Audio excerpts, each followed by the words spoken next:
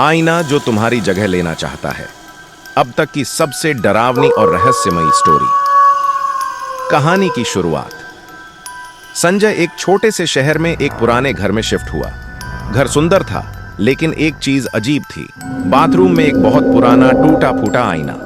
पहली रात उसने सोचा कि उसे हटा देगा, लेकिन जब उसने उसे छूने की कोशिश की तो उसके पूरे शरीर में ठंड दौड़ गई, जैसे किसी ने उसे छू लिया हो। मकान मालिक ने सिर्फ एक बात कही, रात के 3 बजे कभी आईने में मत देखना, और अगर कोई तुम्हारे पीछे खड़ा दिखे तो भूल कर भी मत पलटना।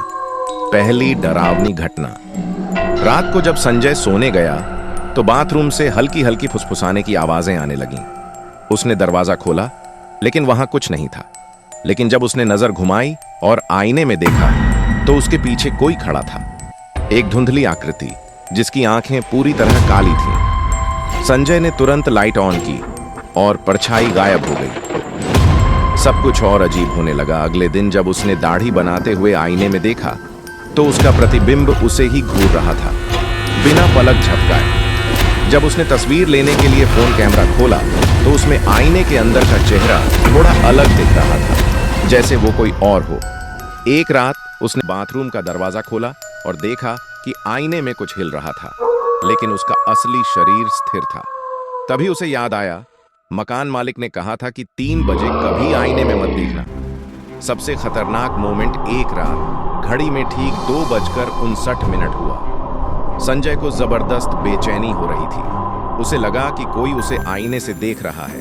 वह खुद को रोक नहीं सका और उसने धीरे धीरे बाथरूम का दरवाजा खोला। 3 बजे होते ही आईने में उसका प्रतिबिंब मुस्कुराने लगा।